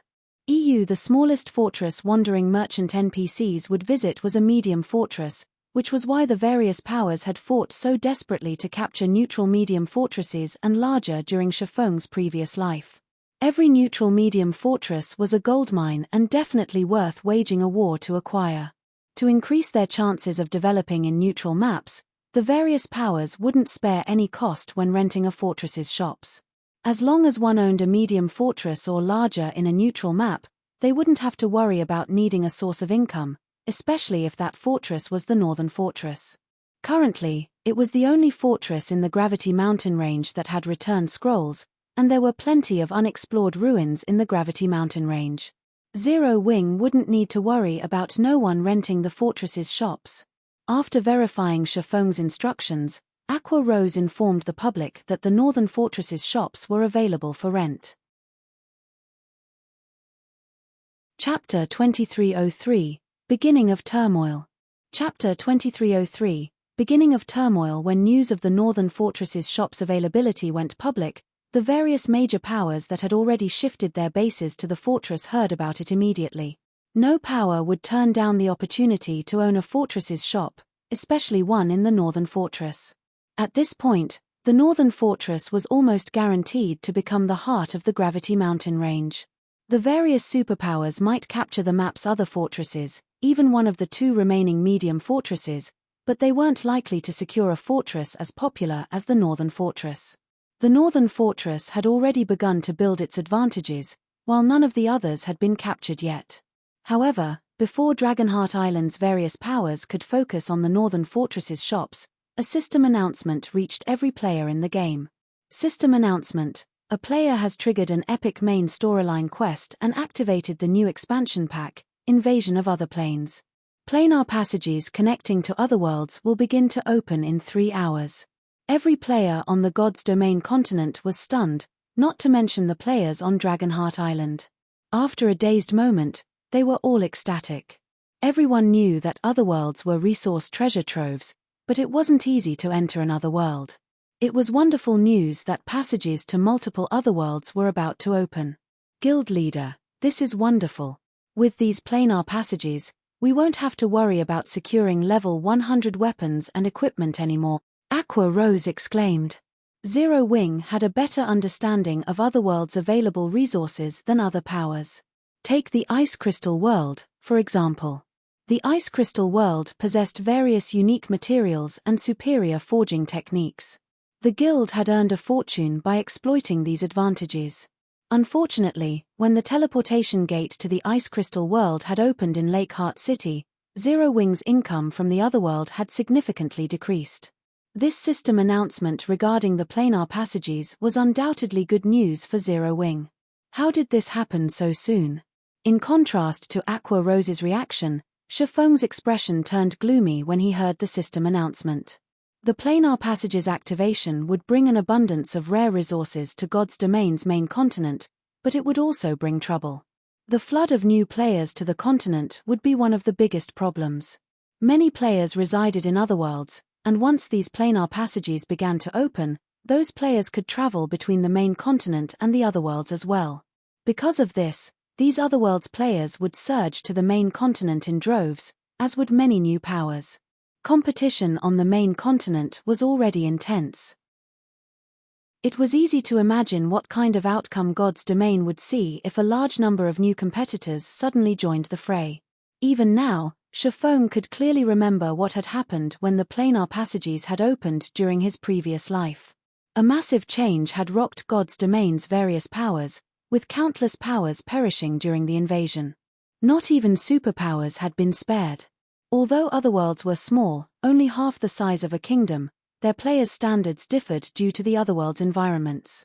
Some otherworld players were weaker than those on the main continent, while others were stronger. The Ice Crystal World was among average among the multitude of otherworlds. In some of the stronger otherworlds, players had no issues obtaining legacies, while others made it easier for players to convert to stronger races. These players tended to have greater combat power and higher levels than those on the main continent. Zero Wing had just recently become a pseudo-superpower and had yet to reinforce its foundations. Dealing with these otherworld players and powers wouldn't help Zero Wing. As far as Shifeng could remember, many players had already risen to Tier 3 when the planar passages had activated in the past. Since this expansion had been triggered so early in this life, the competition between players would become even more intense than he remembered. Back then, the main continent's powers had already solidified their rule in level 100+ neutral maps. Attempting to dethrone them had been an incredibly difficult task. However, players hadn't claimed the level 100+ neutral maps in this life yet, and once the otherworld players and powers arrived on the continent, the competition for these maps would grow to unprecedented levels. I need to move forward with my plans. Shifeng gritted his teeth as he examined at Zero Wing's current statistics. After giving the matter some thought, he turned to Aqua Rose and commanded, "Aqua, notify the management in Zero Wing City and tell them to only accept credits in the shop. Also, we need to expand and recruit throughout the Dark Knight Empire. The planar passages would open all over the main continent. If Zero Wing wanted to survive the upcoming war, it needed to increase its overall strength as soon as possible." Shifeng hadn't wanted to expand the guild too quickly, originally. More guild members meant higher costs for the guild, and if Zero Wing couldn't afford the new expenditures, the guild's development would regress. Thus, Shifeng had decided to slow the guild's expansion, allowing Zero Wing to develop organically, unlike powers that rapidly increased their member count. Unfortunately, he couldn't afford to wait with the planar passages about to open. The gears of a new era had already begun to turn. If Zero Wing didn't have enough manpower, others would easily invade and usurp its territories, especially now that the Fang family had decided to target the Heaven's Rumble Training Center. Having received her orders, Aqua Rose quickly contacted the players that managed Zero Wing City, informing them that the guild would only accept credits as payment in its shops. Shifeng also instructed Aqua Rose to find a method to recruit more secret silver guards with the growth potential to nearly rival fine gold rank.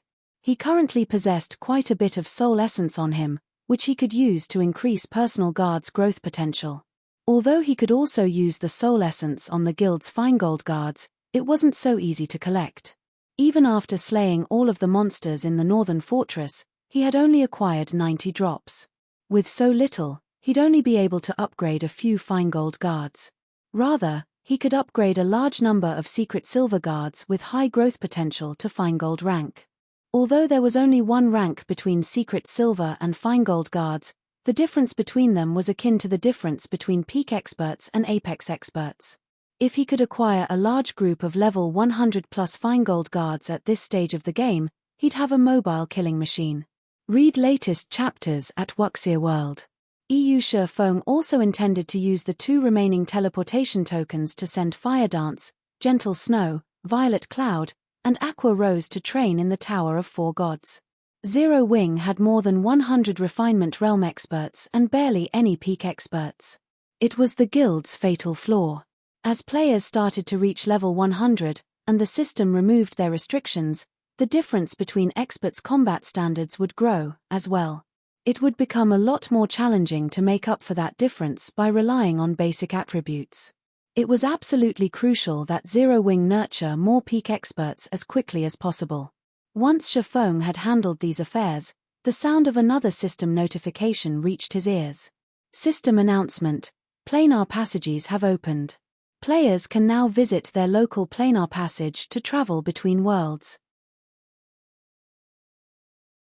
Chapter 2304, Planar Passages activated Starmoon Kingdom, Starmoon City. Chapter 2304, Planar Passages activated Starmoon Kingdom, Starmoon City. Players flowed in and out of the lively teleportation hall. Merchant players and well-known adventurer teams from other kingdoms and empires were a common sight in and around the building. Although Starmoon City wasn't as prosperous as White River City, as Starmoon Kingdom's transit hub and the closest city to the Or Empire in the kingdom, many players frequented the city. Starmoon City was already a large city with more than 9 million player residents. It was above average among God's Domain's various capital cities. Suddenly, a group of players with dark marks on their foreheads arrived in the teleportation hall. When the other players in the hall noticed them, they fell silent. Every one of these 100-plus players had reached level 92 or 93. Right now, the highest-leveled player on the kingdom's ranking list was only level 88. Moreover, the experts in the area felt a powerful pressure from the group of strangers as if they stood before a small force of high-level great lords. The combined aura could even deter refinement realm experts from approaching. "There sure are a lot of people here, Commander, but their levels are pretty low. They clearly haven't received a god's blessing, either," a level 92 female ranger commented as she watched the players in the teleportation hall. "It seems the main continent's players haven't developed as quickly as those in the shadow world. Only their weapons and equipment are better than ours. Apparently, different areas have varying degrees of development. This is an opportunity for our shadowless adventurer team. Obviously, Weapons and equipment are easier to obtain here. We were lucky to find the planar passage in our world so quickly. We should take time to secure a foothold here first, the bald, level 93 youth in black said as he led the group. Starmoon Kingdom is the perfect place for Shadowless to establish on the main continent. I want you to investigate the powers in this kingdom. If they're not willing to submit, we'll get rid of them. The 100-plus players promptly split up, and every other player who had overheard the bald youth's order began to panic. Meanwhile, otherworld players began to arrive in the main continent's various kingdoms and empires, intensifying the chaos on the main continent. While otherworld players began to flood the main continent, something surprising occurred in the Gravity Mountain Range's northern fortress. Shifeng had estimated that it would take some time to lease out the fortress's shops.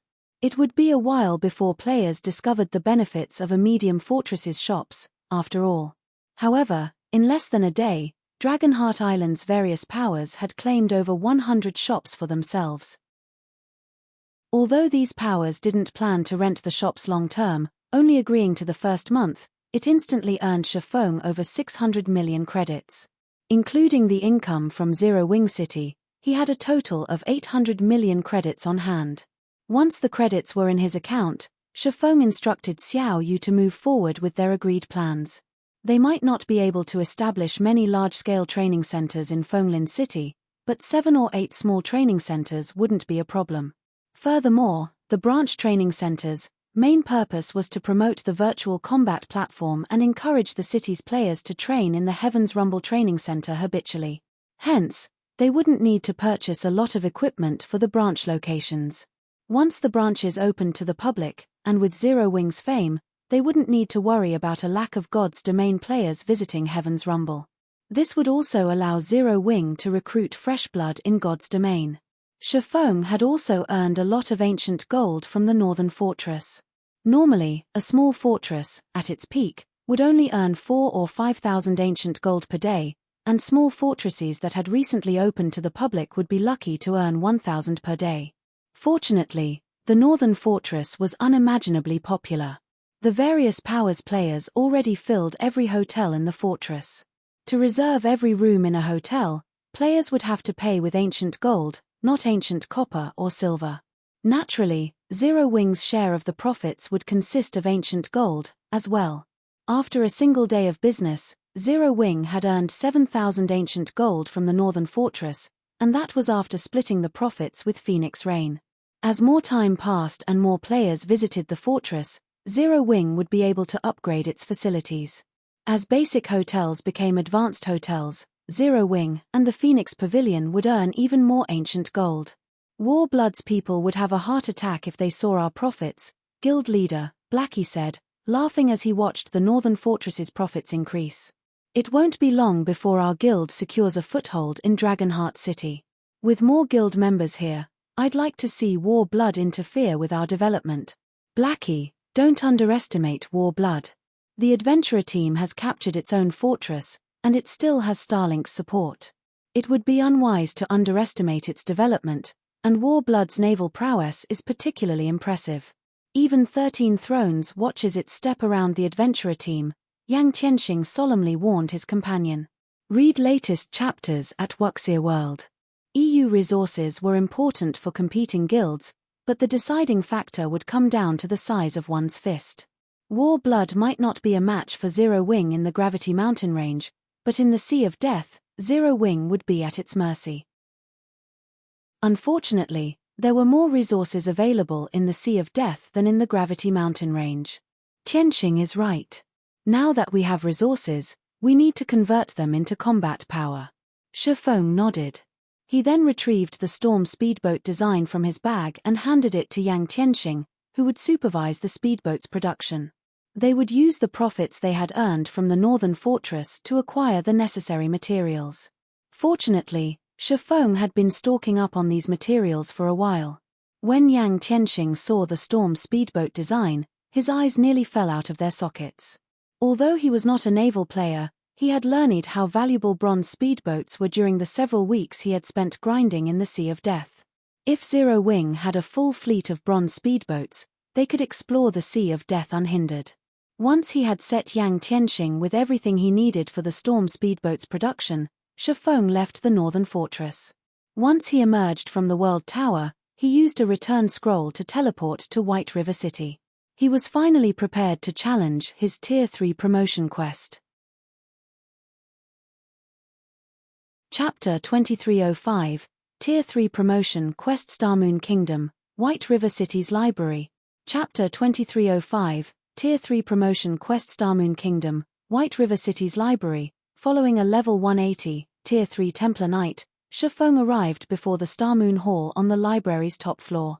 As he entered the hall and spotted Charlene, who wore luxurious red robes and sat in her throne on the far end of the room, something surprised Shifeng.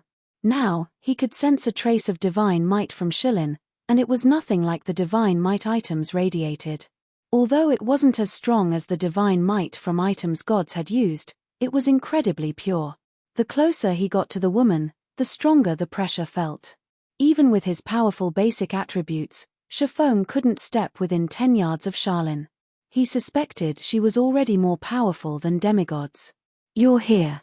Looking at you, I assume you intend to challenge your Tier 3 promotion, am I correct?" Charlene asked, giving Shifeng a natural, human-like smile. She looked at him like an old friend. "That's right." Shifeng nodded. He might be quite powerful, even enough to give the various superpowers a huge headache, but to truly contend with the superpowers, he had to reach Tier 3 at the very least. Once he was a Tier 3 player, he could freely explore level 100+ maps and qualify to become a lord, gaining full rights to manage a territory. As true lords, players could gain full control over the land they had earned. Their authority would no longer be limited to a town or city. Not only would they have the authority to slay anyone they wished within their territory, but they could also hire NPC soldiers to protect the area and remove intruders. This would make it a lot easier to harvest resources within one's territory. Zero Wing had the strength to protect its assets, but it couldn't contend with the various superpowers in the fields. Even an ordinary superpower had countless experts under its command, and Zero Wing would need more time before it could rival these superpowers in that regard. There were only so many level 100+ neutral maps in God's domain, and once players reached level 100, the various superpowers would begin to take their territories seriously. They would no longer be as peaceful. Shifeng's only option was to become a lord. Once he had that status, not only would Zero Wing's ability to protect itself increase by tenfold, but the guild's development speed would also undergo a qualitative transformation. "Since you've already prepared, I won't waste your time," Charlene said, smiling. She extended a hand toward Shifeng and continued, 300 mana stones and 20 units of 7 luminaries crystal. Shifeng's lips twitched when he heard Charlene's price. This was daylight robbery. Since his Tier 3 promotion quest's mana stone cost had been so high, he had prepared over 300 mana stones before revisiting Charlene. Fortunately, he had also prepared 30 units of 7 luminaries crystals just in case. And of course, Charlene casually demanded 90% of the mana stones and 7 luminaries crystals he had on hand. "Here." Shifeng growled, gritting his teeth. In the end, he had no choice but to hand the items over. Tier 3 was a huge turning point for players, and he was a Blade Saint. His wouldn't be an ordinary promotion quest. He couldn't exactly avoid challenging the quest due to the cost. Not bad. "This should just be enough to support the magic array's activation," Charlene said, smiling as she received the mana stones and 7 luminaries crystals. "However, I must warn you that you'll be heading to a special location. The dangers you will encounter there are beyond your imagination. Even a true Tier 3 being would struggle to survive. How much you accomplish will be entirely up to you." Charlene began to chant an incantation, and a threefold magic array appeared in the center of the hall. Gradually, a set of pitch-black doors began to appear, and Shifeng's knees nearly buckled under the door's horrific pressure. "I'm not going to a level 100 neutral map to find my lost legacy." Shifeng frowned as he watched the spatial tier form between the black doors. The Tier 3 promotion quest wouldn't be like the previous promotion quests. Since the various kingdoms and empires lacked Tier 3 legacies, players would have to search ancient ruins in level 100+ neutral maps for them. Not even peak legacies were exempt from the process. However, it was clear that he wouldn't be visiting some level 100 neutral map on the main continent. The unexpected development interfered with his plans. His past experiences and knowledge about Tier 3 promotion quests would be useless. Shifeng didn't give the matter much thought, however, as he approached the black doors. These doors wouldn't remain for long, and if they disappeared before he entered the spatial tear, the system would deem the promotion quest a failure. Not only would he have wasted a ton of valuable resources, but he'd also have to wait a long time before he could attempt the promotion quest again.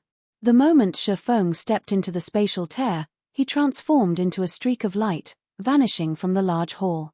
He had no idea how long he had been stuck in the spacetime tunnel, but when he reopened his eyes, he found himself on a huge island floating in an endless void. The island was barren and quiet, containing multiple spatial tiers that had enough power to tear a mythic monster to shreds. The island's environment was a complete mess. Shifeng constantly felt some berserk energy assault his body, causing damage and limiting his perception. A void land. Shifeng was speechless as he examined his surroundings. A void land was a land of death in God's domain. Even a domain realm expert would be as weak as a noob when subjected to a void land's environment, barely able to exhibit any of their combat power. When he spotted the island's level 100+ void creatures, a chill crawled down his spine. Void worm, void creature, great lord, level 101 HP 120 000000120 0000000, void viper, void creature, grand lord, level 102 HP 300 000000300 0000000 void creatures had extremely high resistance to physical and magical damage. Normally, even Tier 3 players would have to work with a full party to defeat a level 100 Great Lord ranked void creature. Unfortunately, not only was this barren island home to thousands of void worms, but they also moved in groups of 3 to 5. As for the void vipers that floated in the air, a single one of them could easily annihilate an entire Tier 3 team. Not even Tier 3 players would survive long on this island, much less Tier 2 players. System: you have accepted your Tier 3 promotion quest. Quest content: locate the Blade Saint legacy sealed in this void land and remove the seal to obtain the legacy. Sure enough, the promotion quest for one of the 10 Saint legacies is vicious. The corners of Shifeng's lips twitched as he read the system notification. Read latest chapters at Wuxia World. He'd be at his limit fighting a single void worm. He'd have no choice but to flee if he encountered 2 at the same time, yet these void worms roamed in such large groups. Just exploring the island would be a problem, not to mention finding the Blade Saint legacy. Fortunately, he was allowed to use items in this void land, and as such, he immediately pulled the Bible of Darkness from his bag and summoned a Tier 3 demon. He summoned Anna and Kite as well. He then relied on the Tier 3 demon as his mount, while Anna and Kite offered support from the sides. The void worms might be a problem for ordinary Tier 3 players, but they were merely practice targets with high HP to Anna and Kite. Their battle with the void worms was completely one-sided, and after just half an hour, 5 void worms had fallen. As they died, the void worms granted Shifeng a ton of EXP and dropped a crystal that was as dark as night. A mana crystal. Shifeng could not believe his eyes as he held the crystal. How is this possible? Chapter 2306, Tier 3 Evolution Mana Crystal. Chapter 2306, Tier 3 Evolution Mana Crystal. To most players, this item was only a relatively rare material or decent energy source, but to Shifeng, a mana crystal was just as valuable as 7 luminaries crystals. They were so valuable to him because he could use mana crystals to evolve the Abyssal Blade. Shifeng had tasked Melancholic Smile to purchase mana crystals for that very purpose, but she had yet to find any. Learning that these void worms dropped the mana crystals had certainly come as a surprise. The Abyssal Blade was significantly helpful. In its current state, the magic weapon was as powerful as a top-tier epic weapon of the same level. Unfortunately, Shifeng couldn't afford to level up the weapon due to how many fine gold and dark gold weapons the upgrade required. The higher level a weapon was, the rarer it would be. Obtaining level 90 plus fine gold weapons was quite challenging at this stage of the game, not to mention level 90 plus dark gold weapons. Because its level had stagnated, the abyssal blade wasn't suitable for Shifeng at this point. However, Shifeng couldn't just abandon the weapon. Even if he stopped using it, the curse within the abyssal blade would still exist, and he'd periodically have to face the backlashes. Not only would the curse grow stronger as the magic weapon evolved, but it would also grow stronger as time passed, which was why players had been so afraid of magic weapons in Shifeng's previous life. Although magic weapons could be a massive asset to players, they'd also become a greater burden as players leveled up. Of course, if players could maintain the magic weapons' growth as they reached higher levels, the weapons would offer more pros than cons, and after a certain point, they'd become even stronger than epic weapons. Unfortunately, it was very difficult to maintain that growth rate during the later stages of the game. Otherwise, fewer players would have fallen to their magic weapons backlash in the past. Shifeng stored the mana crystal in his bag and continued to hunt void worms while steadily approaching the center of the island. The void land was as large as a medium-sized leveling map in the outside world, and as Shifeng grew closer to the island's core, he encountered more void worms. The monster's respawn rate increased as he traveled, as well. Even with Anna and Kite's help, Shifeng prioritized caution. While the two personal guards could withstand the Great Lord's attacks, he couldn't. Although slaying these void worms was monotonous, the bountiful EXP and occasional mana crystal motivated Shifeng. He took barely any breaks from hunting the Great Lords. After a full day of combat, Shifeng's experience bar had reached 99% of level 100. He just needed one more kill to level up, but he decided to wait for a moment. He locked his experience bar and summoned his Thunder Eagle, allowing the flying mount to benefit from the awarded EXP instead. Flying mounts and land mounts had different mechanics. While land mounts' levels would be determined by their owner's level, flying mounts had their own experience bars. This was why nurturing a flying mount was so troublesome. This quest, fortunately, offered the perfect opportunity for Shifeng to nurture his Thunder Eagle. Flying mounts in God's domain were an exceptional mode of transportation, but they were also capable fighters. For players to grow stronger, they had to constantly improve their levels, equipment, skills, and other aspects. Flying mounts, however, only needed to level up. It was easier for these mounts to evolve through their tiers than it was for players. Thus, it had become common practice for experts to disregard their levels temporarily to level up their flying mounts. The Thunder Eagle was an intermediate extraordinary flying mount, born with the strength of a great lord and extremely high growth potential. At level 100, its combat power might only be at the lower tier 3 rank, but once it reached level 110, it would rise to the intermediate tier 3 rank. At level 120, its combat power would further increase to the tier 3 upper rank standard. Aside from frantically grinding, Shifeng occasionally logged out to rest his mind and provide guidance for some of his guild members. Guild leader, Warblood, and Starlink are growing restless. They're not doing much right now, but I've heard that they've decided to help 13 Thrones capture a medium fortress in the Gravity Mountain range, Blackie reported. Currently, the Northern Fortress's player population is only over 900,000. If Warblood and Starlink succeed, I'm afraid it'll affect the Northern Fortress's development. Should we send people to sabotage their plan? Since the Northern Fortress was the sole medium fortress in the Gravity Mountain range, it generated astronomical sums of credits and ancient gold each day, but if the various powers captured another medium fortress, the Northern Fortress's profits would decrease. That won't be necessary. Although we have a feud with Warblood and Starlink, we have nothing against 13 Thrones, Shifeng said, shaking his head. Moreover, capturing a medium fortress is easier said than done. Just focus on managing our own fortress. I'm still busy with my tier 3 promotion quest and won't be back anytime soon. For now, try to buy as many plots of land near the World Tower as possible with the ancient gold we've earned. If he hadn't summoned the tier 4 hero, Zero Wing wouldn't have been able to capture the Northern Fortress, even with the Phoenix Pavilion's help. Moreover, securing the lands around the World Tower was far more important than worrying about a fortress in another corner of the Gravity Mountain range. All right. "I'll make the purchases as soon as we have the money," Blackie responded.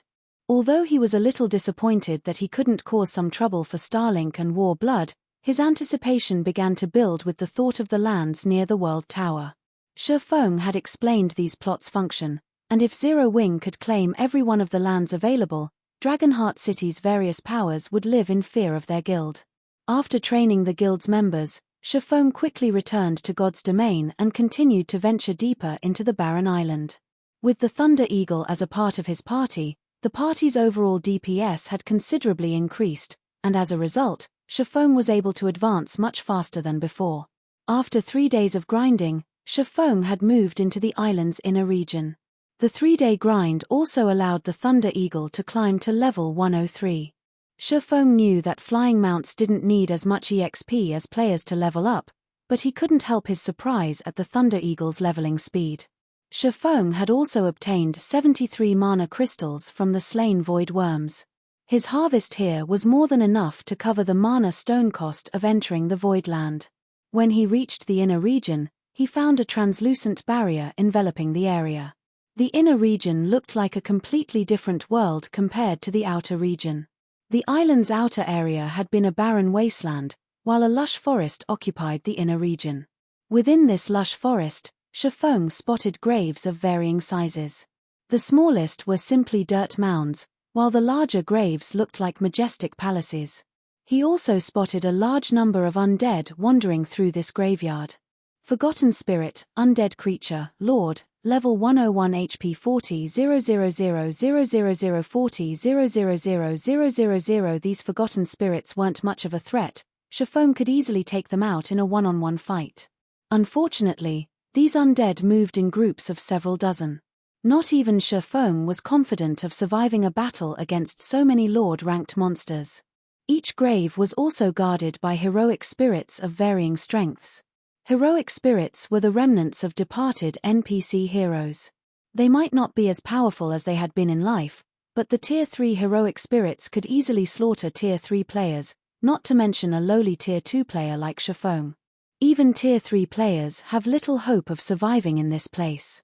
Shi Feng could not help but frown at the undead wandering within the magic barrier. He'd have no choice but to flee from a one-on-one battle with a level 100, Tier 3 heroic spirit. Fortunately, he had personal guards like Anna and Kite to support him. Otherwise, finding the Blade Saint legacy would be utterly impossible. The instant Shi Feng stepped through the translucent barrier, however, Kite, Anna, the Tier 3 demons, and his Thunder Eagle vanished. A silencing barrier? Shi Feng stared at the barrier, stunned. God's domain had many types of magic barriers, and although barriers that nullified summoning-type magic arrays were rare, they could be found in certain ancient ruins. Finding such a magic barrier here was a nightmare. An ordinary level 100, Tier 2 expert wouldn't even be a match for the Lord-ranked Forgotten Spirits in a one-on-one fight. Even a Domain Realm expert would have to flee for their lives when encountering several dozen Forgotten Spirits. As for the level 100, Tier 3 heroic spirits, Domain Realm experts wouldn't even last more than 3 seconds. It's no wonder why so few people with peak legacies managed to complete their Tier 3 promotion quest. Shi Feng sighed ruefully as he observed the undead around him. With how the Forgotten Spirits were positioned, Shi Feng couldn't find any loopholes to exploit. Defeating these undead would be impossible with the strength of a level 100, Tier 2 player. He would need an entire 100-man team of level 100, Tier 2 experts to accomplish the feat right. If one's not enough, I just need to face them in a group. Struck with inspiration, Shi Feng stepped through the barrier and summoned Kite and Anna again. He returned to grinding void worms, planning to collect the 100 mana crystals he needed to evolve the Abyssal Blade. Read latest chapters at Wuxia World. EU of the weapons at hand, the Abyssal Blade allowed him to execute the highest number of attacks simultaneously. With 9 Dragon Slash, he could summon 16 Abyssal Blade Phantoms, which not even the Twilight Blade could do. If he could upgrade the Abyssal Blade to Tier 3, 9 Dragon Slash would undergo a qualitative transformation, allowing him to summon even more phantoms. It might just be enough to help him defeat so many monsters. With this plan in mind, Shifeng spent another day or so slaying void worms, eventually gathering the 100 mana crystals.